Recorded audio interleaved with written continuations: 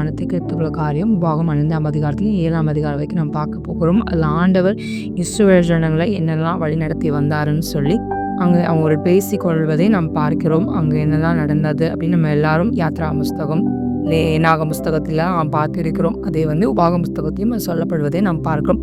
Short and ஸ்வீட்டாய் நாம் பார்க்க போகிறோம். கர்த்தர் நம்மளோட இடைப்படுவாராக. அதில் சில காரியத்தை குறித்து நாம் தியானிக்க போகிறோம்.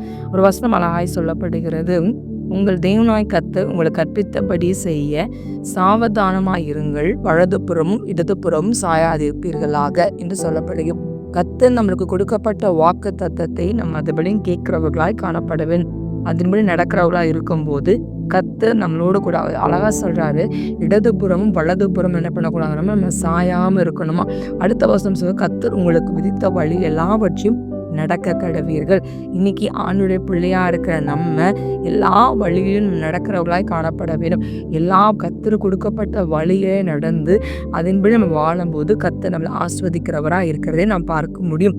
அடுத்த வசனத்தை நாம் பார்க்க முடியும். அங்கு ஒரு இன்னொரு வசனம் வாக்குத்தத்தமாய் சொல்லப்படுகிறது. 6ஆம் அதிகாரத்துல, நிரம்பாத சகல நல்ல வஸ்துக்களினாலும் நிரம்பிய வீடுகளையும், வெட்டாமல் வெட்டப்பட்டு இருக்கிற துறவுகளையும், நட்டாத திராட்சை தோட்டங்களையும் ஒலிவ தோப்புகளையும் அவர் உங்களுக்கு கொடுப்பதினால் நீ சாப்பிட்டு திருப்தி ஆகும்போது நீ அடிமைப்பட்டிருந்த வீடாகி எகிப்து தேசத்திலிருந்து உன்னை புறப்பட பண்ணின கர்த்தரை மறவாதபடிக்கு எச்சரிக்கையாயிரு.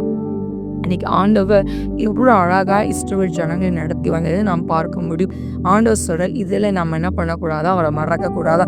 இன்னைக்கு ஆண்டவர் நம்மளோட வாழ்க்கையில் நல்ல வீடுகளை கொடுத்துருக்கிறா, நல்ல உடைகளை கொடுத்துருக்கா, உணவுகளை கொடுத்துருக்கா, எண்ணெய் குறையாமல் கர்த்தர் நடத்தி வந்திருக்கிறா.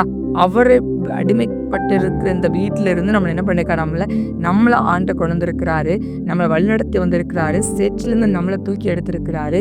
இன்னைக்கு அவரை நம்ம மறக்காதபடி என்னவா இருக்கணுமா, நம்ம எச்சரிக்கையா இருக்கணும் அப்படின்னு சொல்லி பார்க்கணும்.